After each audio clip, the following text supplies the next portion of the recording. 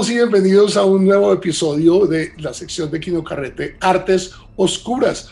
Antes que nada, quería comenzar por decirles feliz año a todos y esperamos que este 2021 nos traiga muchas cosas buenas y los que quieran olvidar todo lo que pasó en el 2020, pues los felicito, vaya ustedes, hagan su mejor esfuerzo. El día de hoy es muy importante porque vamos a terminar nuestra trilogía de Star Wars. Recuerden que nosotros ya hicimos la parte del lado oscuro de la fuerza y el lado luminoso de la fuerza, ¿no? En uno están los Sith, en otro los Jedi, pero hay un grupo, un tercer grupo bastante interesante que son los caballeros grises, ¿no? Entonces estos son bastante importantes, miremos qué nos trae. Resulta que estos caballeros grises estaban como en toda la mitad entre los dos. Muchos de ellos eran disidentes de los Jedi y muchos de ellos eran disidentes de los Sith, ¿no? Entonces, unos o no se acoplaban con las reglas de cada uno de sus consulados por aparte y decidieron simplemente irse y hacer grupos por aparte, ¿no? Ahora hay que tener en cuenta que no necesariamente tendrían que ser solo disidentes de Jedi los que hacían un grupo gris o solo disidentes Sith, ¿no? Ellos también podrían estar combinados como en distintos clanes, ¿no? Miremos ahora el código del lado gris de la fuerza. No hay lado oscuro ni luminoso, solo existe la fuerza. Haré lo que sea necesario para mantener el balance de la fuerza. No existe el bien sin que no exista el mal, pero el mal no debe florecer. Hay pasión y sin embargo paz. Hay serenidad y sin embargo emoción. Hay caos y sin embargo orden. Entonces, teniendo esto como premisa, vamos un poquito con la historia de ellos. Resulta que en el manual de entrenamiento de la Academia Jedi se describían como personas que no pertenecían a ninguna organización basada en la fuerza. Entonces, pero exploraban a gusto cualquiera de los dos lados y ambos lados también a la vez, ¿no? El término de caballeros grises se vio o se escuchó por primera vez en el año 1950, antes de la batalla de Yavin en las antiguas batallas Sith. Pero la primera vez que se señaló a alguien como un caballero gris fue en la gran batalla del hiperespacio, cuando alguien quiso definir a Qui-Gon Jinn, ¿no? Porque no sabían bien qué tipo de Jedi era, ¿no? Porque él era más como filosófico y no veía la fuerza tanto como un arte marcial o un estilo de vida. Hubo un grupo llamado los Paladines Grises y estos pues veneraban a Qui-Gon Jinn. Entonces, porque lógicamente ellos tampoco estaban de acuerdo con las reglas del Alto Consejo Jedi, ¿no? Y Qui-Gon Jinn se la pasaba agarrado con Yoda y con Mace Windu, ¿no? Se la pasaba agarrado con ellos y por eso le daban misiones para que se fuera por toda la galaxia a hacer cosas para que no tuviera que estar ahí. Y si ustedes se acuerdan, en la primera trilogía él tampoco estaba en el Alto Consejo Jedi, ¿no? Él era otro Jedi y tenía a Anakin, Obi-Wan Kenobi como su Padawan, ¿no? Uno de los conflictos grandes que había entre todos estos Jedi grises o paladines grises o caballeros grises era que ellos le decían a sus maestros: ¿cómo es posible que yo estoy limitado en manejo de armas solo a la espada de luz? Y era uno de los conflictos grandes que ellos tenían. Entonces, ¿por qué no puedo utilizar un blaster? ¿O por qué puedo utilizar una bazooka o un cañón o lo que sea? Y solo tengo que limitarme a la fuerza. Muchas veces es necesario tener otro tipo de arma. Y pues lógicamente, como estos eran tan poco ortodoxos y muchas veces disidentes, entonces tanto los Jedi puros como los Sith puros estaban como detrás de ellos para matarlos, porque tampoco entendían ese tipo de filosofía y como que ellos llamaban medio tibia, ¿no? Pero al final viene siendo, desde mi humilde punto de vista, como la más pura de todas. Había un tipo que se llamaba Jolly Bindu, que fue Padawan Jedi y luego fue Jedi Gris. Resulta que este estuvo en la Vieja República, ¿no? Y él se cansó, eso se agarró con todo el mundo y dijo: me voy.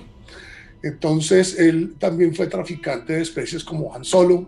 Él también conoció gente malísima, estuvo por un lado, por el otro, y de repente se cansó de todo y terminó en el planeta Kashyyyk con los Wookiees.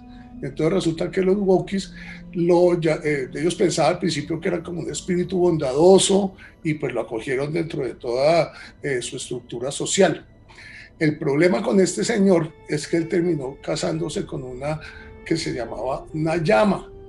Acuérdense que dos de las reglas que tienen los Jedi es que ellos no pueden tener ningún tipo de apego y no pueden tener relaciones amorosas, ¿no? Y ese era uno de los conflictos que Jolee Bindo tenía con todo el consulado Jedi. No, él después él lo mataron y eso fue una cosa terrible después de que él se fue de Kashyyyk, ¿no? Pero resulta que estos Jedi, por llamarlos así, Jedi grises, ellos tenían una particularidad y es que ellos podían manejar ambos lados de la fuerza, ¿no? Tanto la oscura como la luminosa. Y ellos cogían poderes de cada uno a su antojo. Pero resulta que ellos lo que hacían era darle un nombre distinto a estos poderes. Por ejemplo, ¿se acuerda del poder del emperador que botaba rayos con las manos? Pues estos lo llamaban justicia eléctrica, ¿no? Entonces tenían todo ese tipo de cosas basados en el código que ellos tenían. Había otro grupo que se llamaba los Yensarai, quienes vivían en el sistema Swarby, y estos eran súper poderosos y ellos generaron un subgrupo Jedi, por llamarlo de alguna manera, y aquí es donde viene una cosa bastante importante.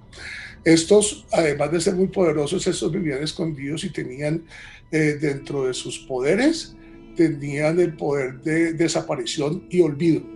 Entonces, por ejemplo, si iban a una tienda y compraban alguna cosa, ellos pueden utilizar la fuerza para que esa persona se le olvidara que los habían visto, ¿no?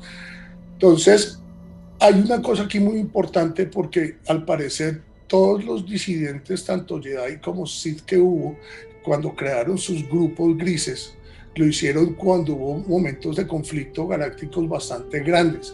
En la guerra de los clones, en la guerra del hiperespacio, después la guerra de Yavin, se formaron muchísimos grupos. Bueno, la guerra de Yavin no, porque simplemente hay un solo Sith y un Jedi, ¿no? Darth Vader y Obi-Wan Kenobi. Y ahí murió Obi-Wan Kenobi. Pero entonces, en casi todos los conflictos armados grandes que hubo en la historia se formaron todo este tipo de grupos, ¿no?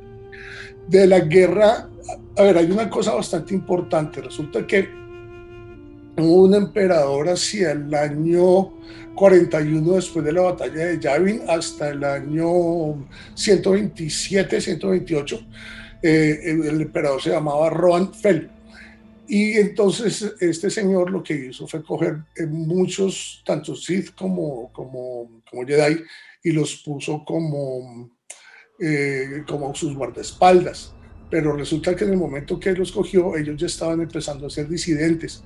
Entonces se volvieron mucho más poderosos y a él le dio susto que ellos mismos lo fueran a matar a él, ¿no? Entonces resulta que aquí hubo una cantidad de conflictos porque es que el tipo fue el fundador del primer imperio en exilio, ¿no?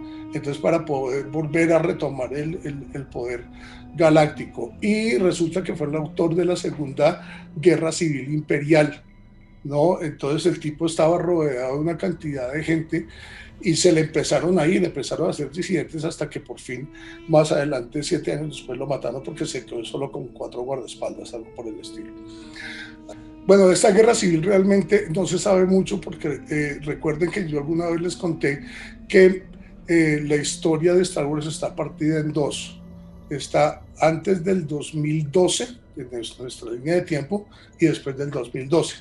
Lo que está antes del 2012, que son los libros, no las películas, se llama legado. Y lo que está después del 2012 se llama canon. Entonces resulta que todas estas partes de las guerras civiles, la guerra del hiperespacio y todas estas cosas quedaron en los libros. Entonces no se sabe si lo van a agregar después, porque con la compra por parte de Lucasfilm por parte de Disney, entonces borraron una cantidad de cosas y ahí fue cuando agregaron el Mandalorian. Entonces ahora con el Mandalorian hay una cosa muy importante porque como Grogu, o que todo el mundo lo conoce como Baby Yoda, él ahora fue básicamente adoptado por Luke Skywalker. ¿no? Siendo eso así, no sabemos de qué lado va a quedar, no sabemos si va a terminar siendo un Jedi gris, un paladín gris, o se va a ir por el lado luminoso de la fuerza, ¿no? Entonces eso sí habrá que verlo con todo el resto de cosas que se vienen para la tercera temporada. Les aconsejo que se vayan y miren la segunda temporada también, que está muy, muy buena. Bueno, pues eso es todo por hoy.